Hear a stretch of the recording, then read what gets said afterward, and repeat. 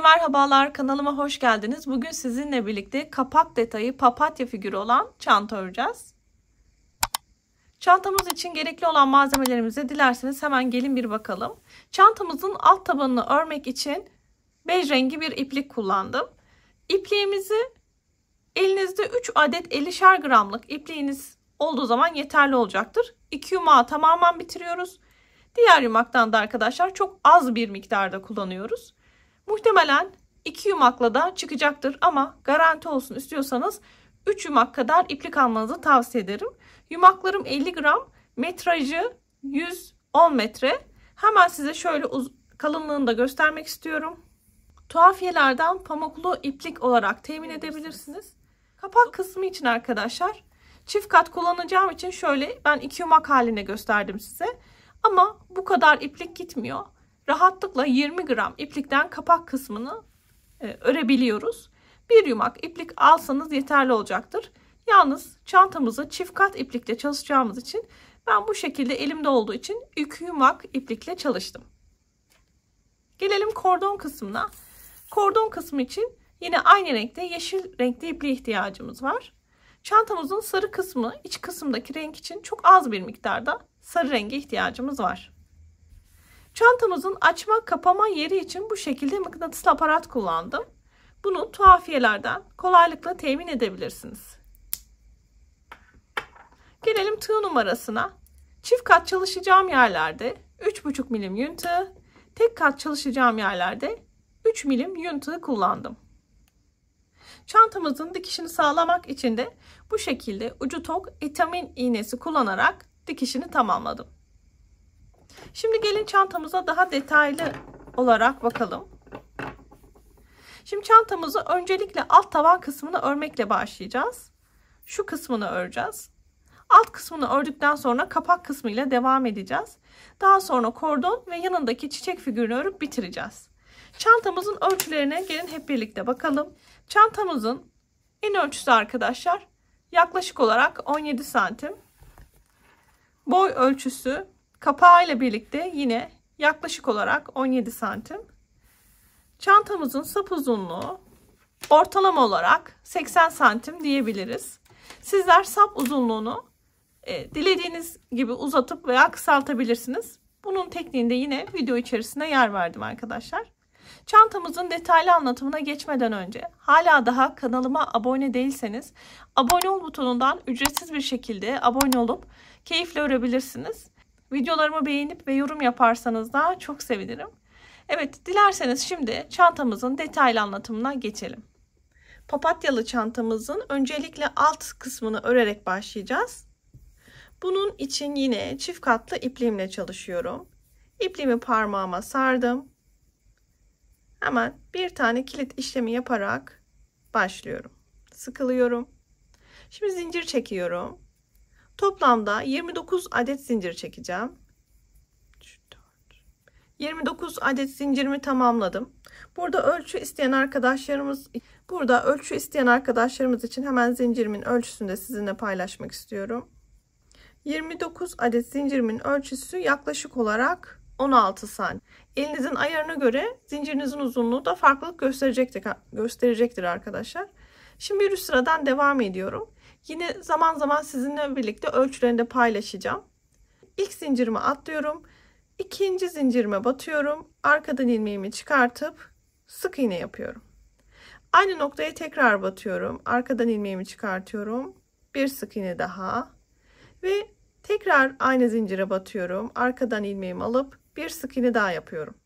Toplamda köşede aynı noktaya 3 sık iğne birden yaptık arkadaşlar. Şimdi yanındaki zincire batıyorum ve tek bir tane sık iğne yapıyorum. Yanındakine batıyorum. Buna da tek bir sık iğne. Bu şekilde her bir zincire bir tane sık iğne yaparak devam ediyorum. Sıra sonunda tek bir zincir kalana kadar her bir zincire bir tane sık iğne yapıyorum. Bakın tek bir zincir kalana kadar sık iğnelerimi ördüm. Arttırma yaptığımız köşeden itibaren arkadaşlar toplamda 26 adet sık iğne örmüş olduk. Şimdi son zincire batıyorum. Bu noktaya 3 sık iğne birden yapıyorum. 1, 2 ve 3. Bakın köşelerde 3'er sık iğne yaptım. Şimdi zincirimin diğer tarafına geçiyorum. Ve her bir sık iğnenin karşılığındaki gelen kısma yine bir tane sık iğne yapıyorum. Ve buradaki ipliğimi de arasından yürütüyorum. Bu şekilde devam ediyorum. Her bir sık iğnenin karşılığına gelen ilmeğe yine bir tane sık iğne yapıyorum. Bitiş kısmına kadar arkadaşlar devam edeceğim. İlk arttırma yaptığım yere kadar sık iğnelerimi örerek geldim arkadaşlar. Başlangıçtaki noktaya gelene kadar yine 26 adet sık iğne örmüş oldum. Şimdi ilk sırayı şöyle bitiriyoruz. İlk sık iğnenin tepesine batıyorum. Arkadan bir tane ilmek çıkartıyorum ve tığımın arasındaki ilmekten geçiriyorum. Ve böylelikle arkadaşlar ilmek kaydırma yaparak ilk sırayı tamamlamış olduk. Şimdi ikinci sıradan devam ediyorum. İkinci sıraya geçerken bir tane zincir çekiyorum. Ve tam dibine batıyorum. Arkadan ilmeğimi alıp sık iğne yapıyorum. Her bir ilmeğe bir tane sık iğne yaparak tam tur dönüyorum arkadaşlar. İkinci sırada da hiçbir arttırma yapmayacağımız için 58 adet sık iğne sayımızı korumuş oluyoruz. Bu şekilde sıranın sonuna kadar her bir ilmeğe bir sık iğne yaparak devam edelim. Şimdi sıranın sonuna kadar geldim. 58. sık iğneyi yaptım. Şimdi dikkat arkadaşlar, burada ilmek kaydırma yaptığımız nokta var. Buraya batmıyoruz. Buraya batarsak arttırma yapmış oluruz. Kontrolsüz bir arttırma yapmış oluruz. O yüzden buraya batmıyoruz. İlmek kaydırma yaptıktan sonra zincir çekip sık iğne yaptığımız nokta var. Bakın şurası. Bu noktaya batıyorum. Arkadan ilmeğimi çıkartıyorum. Tekrar ilmek kaydırma yapıyorum. Bir tane zincir çekiyorum ve tam dibine bir tane sık iğne yaparak 3. sırama başlıyorum. Buna dikkat edelim arkadaşlar. Her sıranın sonunda ilmek kaydırma yaptığımız noktaya batmıyoruz. Zincir çekip sık iğne yaptığımız kısmın arasına batarak yine ilmek kaydırma yapıp bir zincir çekip tam dibine sık iğne yaparak sıralara başlıyoruz. Bütün işlem bu şekilde çünkü devam edecek. Şimdi 3. sıradan devam ediyoruz. 3. sırada da arkadaşlar yine bir önceki sırada yaptığımız gibi her bir ilmeğe bir tane sık iğne yapıyorum. Ve 58 adet sık iğne sayımı koruyorum. Bu şekilde sıranın sonuna kadar devam edelim. Şimdi 3. sıranın sonuna geldim arkadaşlar. Bakın 58. sık iğnemi yaptım. İlmek kaydırma yaptığım noktaya batmıyorum. Bir zincir çektiğim kısmın tepe noktasına batıyorum. Arkadan ilmeğimi alıyorum. Yine ilmek kaydırma yapıyorum. Bir tane zincir çekiyorum. Tam dibine sık iğne yaparak sırama başlıyorum. Şimdi burada dikkat arkadaşlar. Taban kısmını yapmış oldum. Bakın hemen gelin bakalım. Şimdi arkadaşlar modelimizi vermeye başlıyoruz. Buradaki görüntüyü nasıl vereceğiz? Gelin hep birlikte bunu öğrenelim. Şimdi modelimiz bir kısa sık iğne, bir de uzun sık iğnenin birbiri ardına tekrarlanmasıyla oluşuyor. Şimdi ilk başta bir tane normal sık iğne yaptım. Şimdi elime dikkat edin arkadaşlar, dikkat. Şimdi bir sonraki sık iğneyi buraya batarak yapmamız gerekiyor. Ama bunu yaptığımız zaman normal bir sık iğne elde ederiz. Buraya batmıyoruz da arkadaşlar. Tam altında gelen bakın noktaya, buraya değil, tam altında gelen noktaya batıyorum. Arkadan ilmeğimi alıyorum. Bu ilmeğimi bu şekilde uzatıyorum. Ve sık iğne yapıyorum. Bir sonraki ilmeğe normal sık iğne yapıyorum. Dikkat. Şimdi yanındakine ne yapacağım? Uzun yapacağım. Normalde buraya batıyordum. Buraya batmıyorum. Altındaki noktaya batıyorum. İlmeğimi arkadan çıkartıp uzatıyorum. Ve sık iğne yapıyorum. Devam edelim. Şimdi bu şekilde bir normal sık iğne, bir uzun sık iğne. Yani altındaki noktaya batarak uzatıp sık iğne yapıyorum. Yanındaki ilmeğe normal. Bir sonrakine bakın bu noktaya değil de hemen altındaki noktaya batıyorum. İlmeğimi uzatıp sık iğne yapıyorum. Bu şekilde arkadaşlar bir kısa bir uzun diyebileceğimiz tabirle sıramızı dönüyoruz. Bakın bütün işlemimiz, yapmamız gereken bu arkadaşlar. Bir normal sık iğne, bir sonraki ilmeğe bu noktaya değil de altındaki noktaya batarak uzun sık iğne yapıyoruz. Bu şekilde sıranın sonuna kadar devam edelim. Evet, şimdi sıranın sonuna doğru geldim. Dikkat arkadaşlar. Burada da önemli birkaç püf noktası var. Bakın en son kısa normal sık iğnemi yaptım. Şimdi bir sonraki ilmeğe uzun sık iğnemi yapıyorum. Ve ilmek kaydırma yaptığım noktaya geldim. Şimdi başlangıçta arkadaşlar normal yani kısa sık iğne ile başladık. Eğer kısa sık iğne ile başladıysanız mutlaka uzun sık iğne ile bitirmiş olmanız gerekiyor.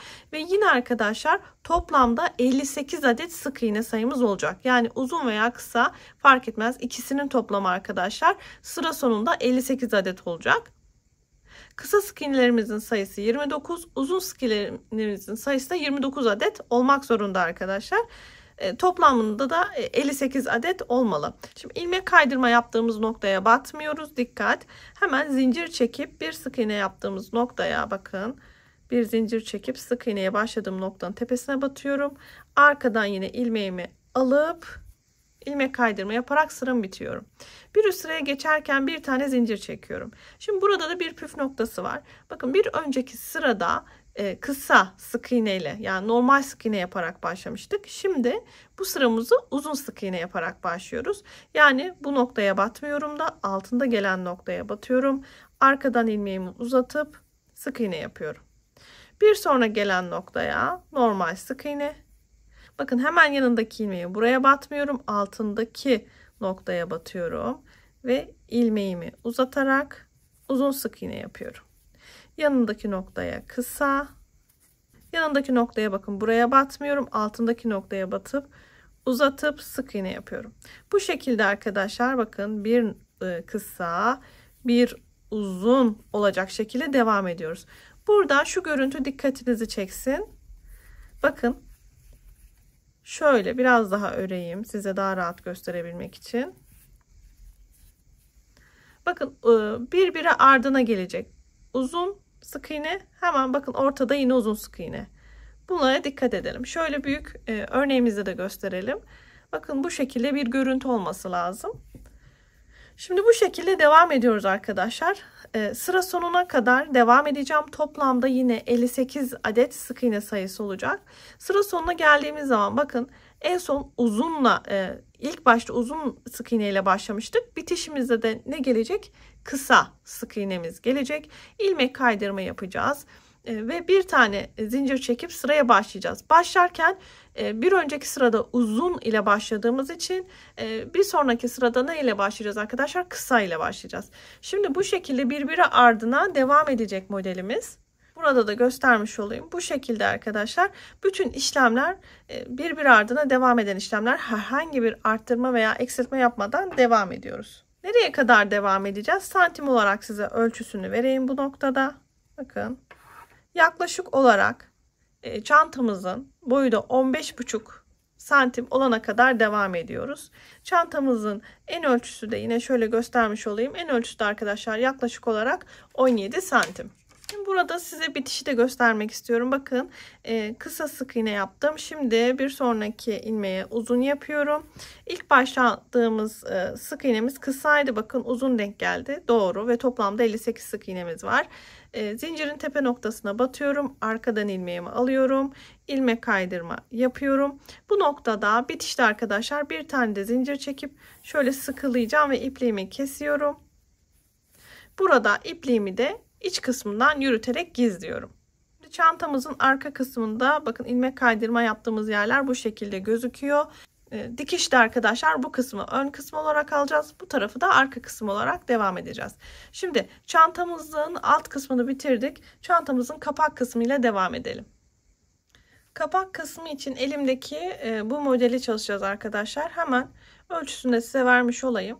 Yaklaşık olarak çap ölçüsü 18 santim. Öncelikle sarı kısmını örmekle başlayacağız. Daha sonra beyaz kısımlarının modelini vererek devam edeceğiz. Yine kapak kısmını çalışırken de çift kat iplikle çalışacağım. Hemen parmağımı ipliğimi doluyorum. Ve burada sihirli halka yaparak başlıyorum.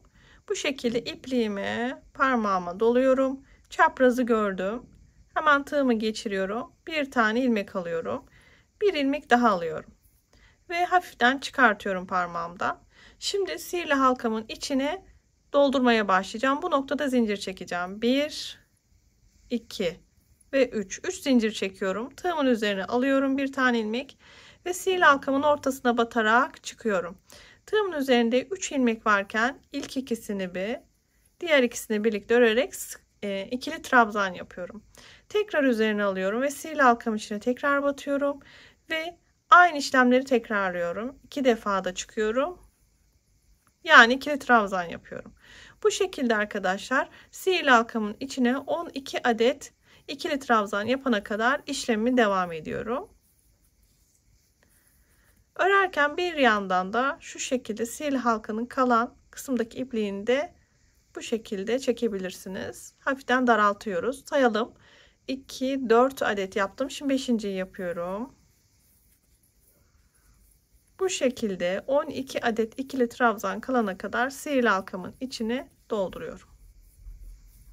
Evet, 12. ikili trabzanımı yapıyorum ve şimdi bu ipliği tutuyorum. Şöyle sıkıca çekiyorum. Bakın sihirli halkamın ortasını kapatıyorum. Bitiş arkadaşlar 3 zincir çektiğim kısmın tepesine şöyle batıyorum. Arkadan ilmeğimi alıyorum ve diğer tığımın içindeki ilmekten geçirerek ilmek kaydırma yapıyorum. Bu noktada bir üst sıraya başlarken 1, 2, 3 zincir çekiyorum. Tığımın üzerine alıyorum ve tam dibine batıyorum. Arkadan ilmeğimi çıkartıyorum. Tığımda 3 ilmek varken ilk ikisini bir, diğer ikisini birlikte çıkarak yine ikili trabzan yapıyorum. Tekrar tığımın üzerine alıyorum ve aynı noktaya tekrar batıyorum. Bir ikili trabzan daha yapıyorum. Yani arttırma yapıyorum arkadaşlar. Çift ikili trabzan yaptım. Tığımın üzerine alıyorum. Bir sonraki gelen noktaya tekrar batıyorum. İkili trabzan yapıyorum ve aynı noktaya bir ikili trabzan daha. Bu şekilde arkadaşlar sıranın sonuna gelene kadar her bir ilmeğe ikişer adet ikili trabzan yapıyoruz. Evet, sıra sonuna doğru geldim. Bakın toplamda arkadaşlar 24 adet ikili trabzan elde ettik. Baştaki zinciri saymıyoruz trabzandan. Şimdi ilmek kaydırma yaptığımız noktaya batmıyoruz. Dikkat. 3 zincir yaptığım zincirin tepesine batıyorum. Arkadan ilmeğimi çıkartıp ilmek kaydırma yaparak sıramı bitiyorum. Şimdi sarı kısmını bu şekilde ördük. Şimdi beyaz ipliğimizle devam ediyoruz. Yine beyaz renkli ipliğimizde çift kat çalışıyoruz. Hemen şu şekilde parmağıma ipliğimi sardım. Bakın şu şekilde tutuyorum. Zincirimin içinden beyaz ipliğimi geçiriyorum. Şimdi arkadan sarı ve beyaz ipliğimi bağlayacağım. Şimdi bu noktada 1, 2 tane zincir çekiyorum. Sarı ipliğimle birlikte bakın 3 tane zincire tamamlanmış oluyor. Tığımın üzerine bir tane ilmek alıyorum ve tam dibine batarak bir tane ikili trabzan yapıyorum. İkili trabzanımı yaptıktan sonra hemen sarı ve beyaz ipliğimi de arkadan bağlayıp artık sarı ipliğimi kesiyorum. Şimdi tığımın üzerine tekrar bir ilmek alıyorum. Bir sonraki ilmeğe batıyorum ve bir ikili trabzan yapıyorum. Tığımın üzerine tekrar aldım. Aynı noktaya tekrar batıyorum. Bir ikili trabzan daha yapıyorum. Evet, bu noktada bakın arkadaşlar 3 zincir çektim. Bir ikili trabzan, yanındaki ilmeğe 2 tane ikili trabzan. Bu sırada işlemimiz bakın bir tek ikili trabzan, bir sonraki ilmeğe çift ikili trabzan. Bir tek bir çift örerek arkadaşlar sıra sonuna kadar devam ediyoruz. Bu şekilde 12 defa tekrarlamış oluyoruz. Bir tek ikili trabzan, bir çift ikili trabzan sıralamasını. Sıra sonuna kadar devam edelim. Son ilmeğe çift ikili trabzanımı da yaptım. Sıra sonunda arkadaşlar toplamda 36 adet ikili trabzan elde ettim. Yine baştaki zinciri saymıyoruz. Bakın ilmek kaydırma yaptığım yer geldi. Buraya da batmıyorum arkadaşlar. Zincirimin tepe noktasına batıyorum. Arkadan ilmeğimi alıyorum ve tığımın arasındaki ilmekten geçirerek ilmek kaydırma yaparak bu sıramı bitiriyorum. Şimdi bir üst sıraya geçerken dikkat. 3 tane zincir çekiyorum. Tığımın üzerine bir ilmek alıyorum. Ve tam dibine arkadaşlar ikili trabzan yaparak başlıyorum. Bir tane ikili trabzan yapıyorum. Tığımın üzerine tekrardan bir ilmek alıyorum. Ve bir sonraki ilmeğe batıyorum. Ve buraya da bir tane ikili trabzan yapıyorum. Tığımın üzerine tekrar alıyorum. Altta arttırma yaptığım yere geldim. Bakın dikkat. Buraya da batıyorum. Ve bir tane ikili trabzan da buraya yapıyorum. 1, 2, 3 tane ikili trabzan yaptım. Şimdi tığımın üzerine bir tane ilmek alıyorum. Dikkat arkadaşlar.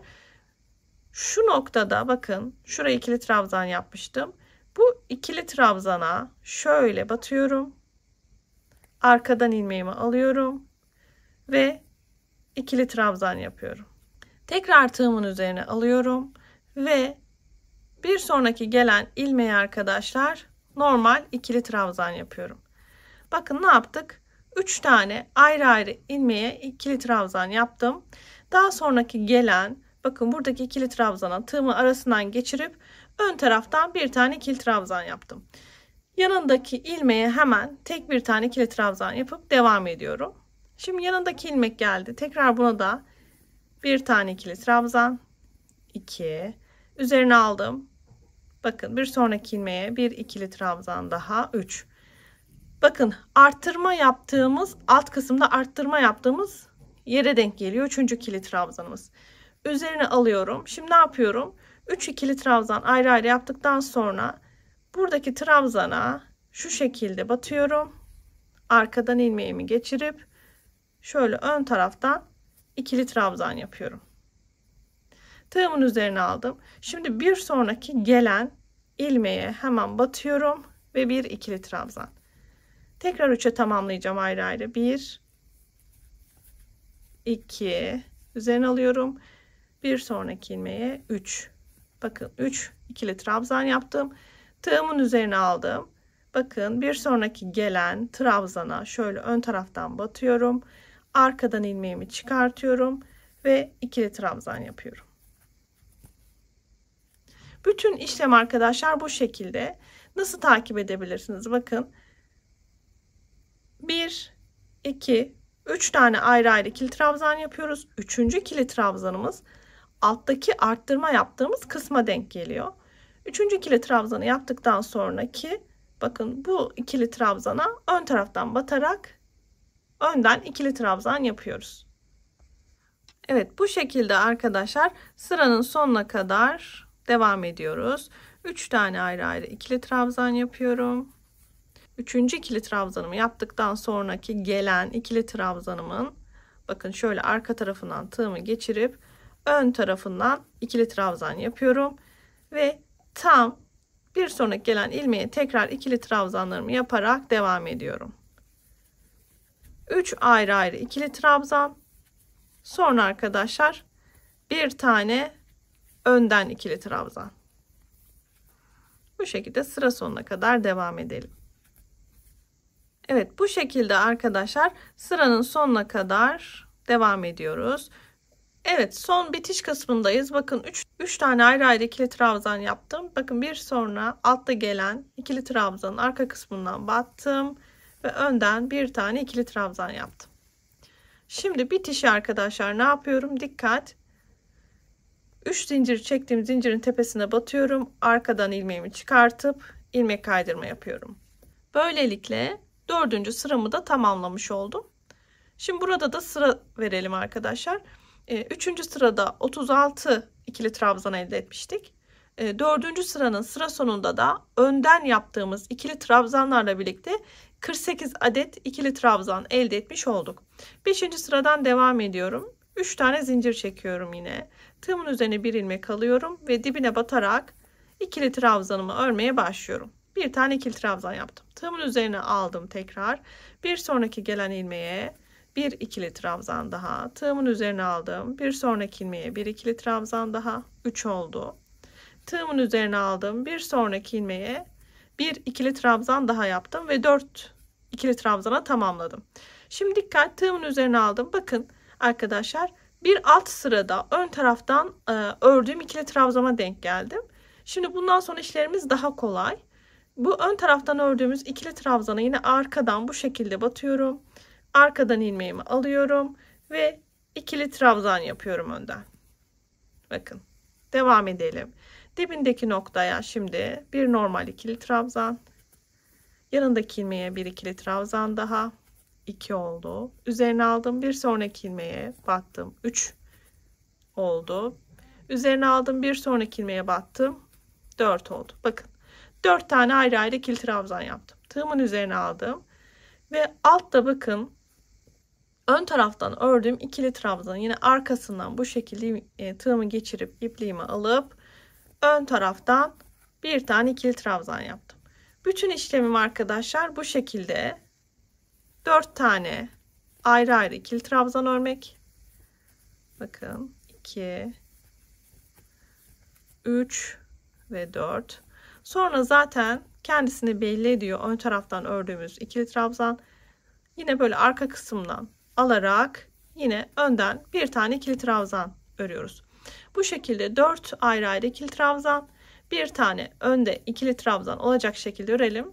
Sıra sonuna kadar devam edelim. Evet, sıra sonuna doğru geldim. Bakın tığımın üzerine aldım. Şimdi son önden ikili trabzanımı yapacağım. 1, 2, 3, 4 tane ayrı ayrı ikili trabzanımı yapmıştım. Hemen böyle arkadan tığımı geçiriyorum. Önden ikili trabzanımı yapıyorum. Sıra bitişinde 3 zincir çektiğim kısmın tepesine batıyorum. Arkadan ilmeğimi alıp ilmek kaydırma yaparak 5. sıramı da bitiriyorum. 5. sıramın sonunda da toplamda 60 adet ikili trabzan elde etmiş oldum. Şimdi 3 zincir çekerek 6. sırama başlıyorum. Tığımın üzerine alıyorum ve tam dibine bir tane ikili trabzan yapıyorum. Tekrar tığımın üzerine alıp bir sonraki ilmeğe bir ikili trabzan daha. Bir sonraki ilmeğe bir ikili trabzan daha. Ne oldu? 1, 2, 3. Devam ediyorum. 4. ikili trabzanım. Tekrar üzerine aldım. Bir sonraki ilmeğe 5. ikili trabzanım. Bakın şimdi 5 tane ikili trabzan yaptım. Tığımın üzerine aldım. Bakın bir önceki sırada önden ördüğüm ikili trabzana denk geldim. Bu şekilde arkadan geçiriyorum ve önden bir ikili trabzan yapıyorum. Bu sırada da arkadaşlar bu şekilde yapacağız. Ayrı ayrı 5 tane ikili trabzan öreceğiz. 2, 3, 4 ve 5. Daha sonraki gelen ikili trabzana bu şekilde arkadan batıp önden ikili trabzan yaparak devam edeceğiz. Sıra sonuna kadar bu işlemleri tekrarlayalım. Evet, sıra sonuna doğru geldim. Şimdi 5. ikili trabzanımı yapıyorum. Ve altta bakın ön taraftan yaptığım ikili trabzanın tepesine önden ikili trabzan yaparak sıramı bitiriyorum. 3 zincir çektiğim kısmın tepesine batıyorum. İlmek kaydırma yaparak tamamıyla bitirdim arkadaşlar. 6. sıranın sonunda da toplamda 72 adet ikili trabzan elde etmiş oldum. Baştaki 3 zincir kısmını ikili trabzandan saymıyoruz. Ama bu ön taraflarda yaptığımız ikili trabzanları arkadaşlar toplam ikili trabzan kısmına sayıyoruz. Buradaki çentikli yapı, ön tarafta gördüğünüz kabartılı yapıdan da toplamda arkadaşlar 12 adet olması gerekiyor. Şimdi son kısımdayız, son sıradayız ikili trabzanlarda. 3 tane zincir çekiyorum. Üzerine aldım ve bakın tam dibine batarak bir tane ikili trabzan yapıyorum. Şimdi bu noktada ayrı ayrı 6 adet ikili trabzan yapacağım. 3, 4, 5 ve 6. Hemen bakın ön taraftan ikili trabzan yaptığım kısmın arkasından ipliğimi geçirip ön taraftan yine bir tane ikili trabzan yapıyorum. Sıranın sonuna kadar bu işlemleri 12 defa tekrarlayacağım arkadaşlar. 6 adet ayrı ayrı ikili trabzan, bir tane önden ikili trabzan olacak şekilde devam edelim. Sıra sonunda da bu sırada toplamda 84 adet ikili trabzan elde etmiş olacağız. Şimdi son bitişi gelin birlikte yapalım. Bakın zincirimizin tepesine batıyoruz. İlmek kaydırma yaparak sıramızı bitiriyoruz. Şimdi kapak kısmımızın kenar kısımlarını yapacağız arkadaşlar. Son kısımdayız. Bu noktada 1, 2, 3, 4 adet zincir çekiyorum. Alttan bir tane ilmek atlayıp ikinci ilmeğe batıyorum. Arkadan ilmeğimi alıyorum. Şöyle ilmek kaydırma yaparak bitiriyorum sıramı. Tekrar 1, 2, 3, 4 tane zincir çekiyorum. Alttan bir tane ilmek atlayıp ikinci ilmeğe batıyorum. Arkadan ipliğimi alıyorum. Yine bakın ilmek kaydırma yaparak sabitliyorum. Devam ediyorum. 1, 2, 3, 4 zincir çekiyorum. Bir tane ilmek atlayıp ikinci ilmeğe ilmek kaydırma yaparak bu zincirimi sabitliyorum. Bu şekilde arkadaşlar sıra sonuna kadar devam edeceğim. 4 zincir çekiyorum. bir ilmek atlayıp ikinci ilmeğe batıp ilmek kaydırma yaparak sabitliyorum. Bu şekilde tam tur arkadaşlar kapak çevresini dolanalım. Kapak çevresini tam tur dolandık arkadaşlar. En son bakın ilmek kaydırma yaparak bitirdim. Ve böylelikle kapak kısmını da tamamıyla bitirmiş olduk. Çantamızın sap kısmı ile devam ediyoruz. Yeşil renk kullanacağım sap kısmı için. Yine çift kat iplikle çalışıyorum. Şimdi sap kısmında bir miktar uzun bir iplik bırakacağım kenarında başlamadan önce. Bunu dikiş için, çantamıza sabitlemek için kullanacağız. Parmağıma ipliğimi doladım. Hemen kilit işlemi yaparak başlıyorum. İlk kilit işlemimi yaptım. Şimdi 2 tane zincir çekiyorum. 1 ve 2. 2 tane zincir çektikten sonra ilk zincire böyle bu şekilde batıyorum ve arkadan bir tane ilmek alıp sık iğne yapıyorum. Daha sonra örgümü şu şekilde çeviriyorum. Arkada bakın şöyle bir tane ilmek dişli yapı gözüküyor. Bunu bu şekilde batıyorum. Arkadan yine ipliğimi alıyorum. Ve sık iğne yapıyorum. Tekrar çeviriyorum. Bakın kenarda kalan bu ilmekleri alıyorum. Arkadan ilmeğimi çıkartıp sık iğne yapıyorum. Burada ilmeklerimizi çok sıkı tutmayalım. Yoksa örmemiz zorlaşır. Bakın bu şekilde bir görüntü oluştu. Tekrar çeviriyorum. Arkada kenarda kalan bu ilmekleri alıp arkadan ilmeğimi alıp sık iğne yapıyorum. Bakın işlemimiz kolaylaşmaya başladı. Çeviriyorum. Kenarda kalan ilmeği alıyorum ve sık iğne yapıyorum. Bu şekilde istediğim uzunluğa gelene kadar işlemlerimi tekrarlıyorum. Ve zaten model kendini belli etmeye başlıyor. Şimdi istediğim uzunluk benim bu çantama göre arkadaşlar. Hemen bu noktada da size santim olarak ölçüsünü vereyim. Benimle birebir ölçü çalışmak isteyen arkadaşlarımız için yaklaşık olarak şöyle göstereyim. Boyunda kordonumuzun ölçüsü. Yine en son bitişte arkadaşlar uzunca bir iplik bırakıyorum dikiş için. Kordon yapımı da bu şekilde. Şimdi kordonun kenarından sarkan şöyle bir çiçeğimiz var. İç kısmı için öncelikle sarı renkli ipliğimle başlayacağım. Burada tek kat iplikle çalışıyorum arkadaşlar. Tığ numaramı da 3 milim seçiyorum. Çünkü tek kat ipliğim olduğu için 3 milim tığ numaram yeterli olacaktır. İpliğimi parmağıma doladım. Daha sonra sihirli halka yapacağım. Şu şekilde ipliğimi parmağıma doluyorum. Çaprazı gördüm. Arkadan ipliğimi çıkartıyorum. Bir ilmek alıyorum. Bir ilmek daha alıyorum. Ve sihirli halkamı yavaşça çıkartıyorum. Şimdi sihirli halkamın içerisinde sık iğne yapmaya başlıyorum. 6 adet sık iğne yapacağım. 2, 3. Bir yandan da sihirli halkamı yavaşça kapatalım. 4, 5 ve 6. 6 sık iğne yaptıktan sonra tamamen sihirli halkamı kapatıyorum. Çekip ve ilk sık iğnenin tepesine batıyorum. Arkadan ilmeğimi alıyorum. İlmek kaydırma yaparak ilk sıramı bitiriyorum. Bir tane zincir çekiyorum ve tam dibine bir tane sık iğne yaparak başlıyorum. Ve bu noktaya bir sık iğne daha yapıyorum. Şimdi arkadaşlar her bir ilmeğe ikişer tane sık iğne yapacağım. Şöyle her bir ilmeğe 2 adet sık iğne yapıyorum. Yani arttırma yapıyorum. Bu işlemi 6 defa tekrarlamış olacağım. Evet, sonuncu arttırmamı da yapıyorum. Ve bakın böylece ikinci sırada da 12 sık iğneye ulaşıyorum. İkinci sıranın bitişini yine bir zincir çekip ilmek kaydırma yaptığım noktanın tepesine batıyorum. Arkadan ilmeğimi alıp yine ilmek kaydırma yapıyorum. Bir tane zincir çekiyorum. Üçüncü sırama başlarken bir zincir çektim. Tam dibine bir tane sık iğne yaparak başlıyorum. Bir sonraki ilmeğe batıyorum. Bir sonraki ilmeğe çift batıyorum. Yani 2 tane sık iğne yapıyorum. Bu şekilde bu sıraya da bir tek, bir çift yaparak devam ediyorum. Sıra sonuna kadar bu işlemlerimi tekrarlıyorum arkadaşlar. Üçüncü sırada da sıra sonunda 18 sık iğneye ulaşıyorum. Üçüncü sıranın sonuna doğru geldim.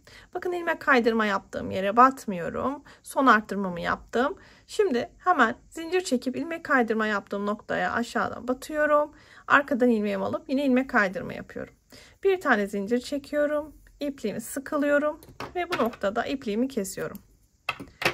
Şimdi aynı bu işlemden arkadaşlar bir tane daha yapmanızı isteyeceğim. Elimizde 2 tane aynı örgüden olacak.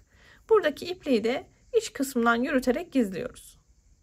2 adet aynı örgü motifinden yaptık arkadaşlar. Şimdi bu örgü motifini birleştirerek örgümüze devam edeceğiz. Şimdi bu noktada iki motifimi bu şekilde alıyorum. İç yüzleri birbirlerine bakacak. Ön yüzleri dışarıda kalacak arkadaşlar. Tuttum.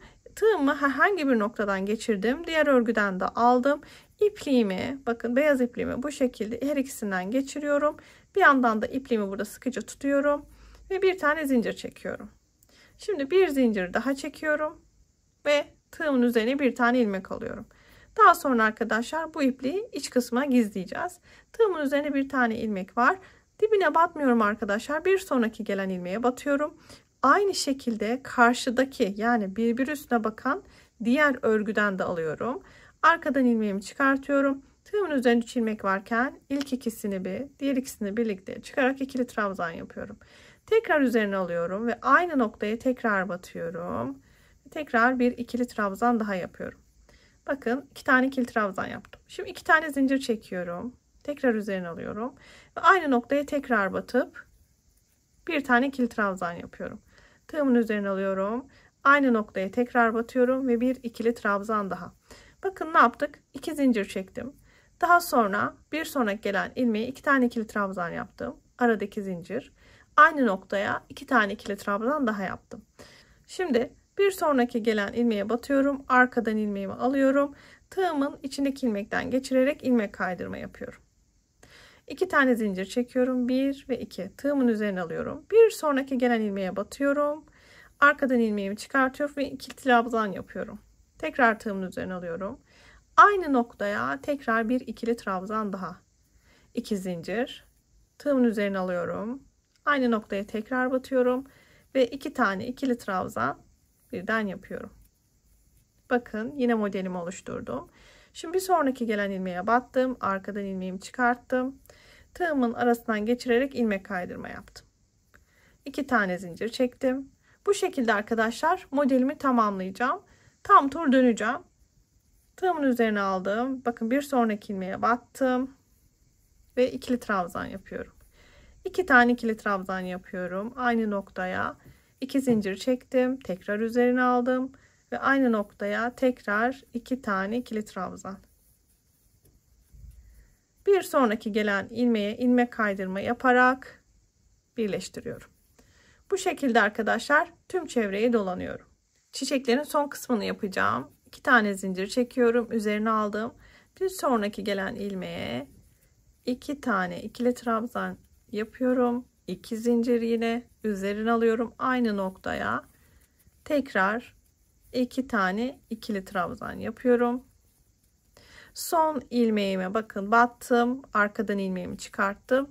İlmek kaydırma yaparak bitirdim. Gelin sayalım kaç dilimimiz var. 1, 2, 3, 4, 5, 6, 7, 8, 9 tane dilimimiz olmuş oldu arkadaşlar.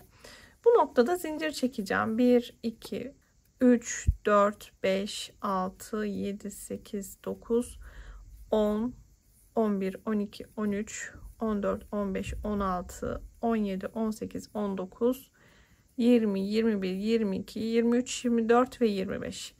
Bu zincir uzunluğunu istediğiniz gibi tutabilirsiniz. Zincirimi böyle çevirdim. Hemen şu noktaya dibine battım. Arkadan ilmeğimi çıkartıp bu noktaya sabitliyorum arkadaşlar. Bir tane de şöyle zincir çekip iyice sıkılıyorum. Zincirimi buraya sabitliyorum. Ve ipliğimi kesiyorum. Yine bu ipliği arkadaşlar şu şekilde iç kısmına alıyorum. Böylece çiçek kısmını da tamamlamış olduk. Bunlardan dilediğiniz sayıda yapabilirsiniz. Dikiş yaparken arkadaşlar kordonumuzu bu şekilde ben yerleştiriyorum veya şöyle göstereyim. Şu şekilde yerleştiriyorum. Dediğim gibi dilerseniz 2 tane, dilerseniz 3 tane, dilerseniz tek yapabilirsiniz. Bu şekilde dikişini sağlayacağım. Şimdi arkadaşlar bütün parçalarımızı, örgüsünü tamamladık. Öncelikle kapak kısmının dikişini sağlayacağız. Çantamızın arka kısmı, bakın bu ilmek kaydırma yaptığımız kısım arka yüzü olacak. Yine kapak kısmında da arkadaşlar şu kısım, bakın zincirle başladığımız kısım yine arka kısımda kalacak. Şu şekilde yerleştiriyoruz. Burada dikkat etmeniz gereken püf noktası şu yuvarlak kısım, yani birazcık ön tarafa kayacak. Şöyle arka taraf biraz daha kısa kalacak. Ön taraf arkadaşlar biraz daha uzun kalacak. Burada ölçü ile çalışmak isteyen arkadaşlar için de hemen yardımcı olayım. Kapak kısmından çantamızın alt kısmına kalan olan kısım yaklaşık olarak arkadaşlar 6 santim. Şimdi şu kısımlardan dikerek kapak kısmının dikişini sağlayacağız. Dikişinde belli olmaması adına arkadaşlar şu şekilde ön taraflarda kalan ilmekleri alıyoruz. İçeriden de temiz bir görüntü oluşsun diye bu şekilde dikiş işlemini sağlayacağım.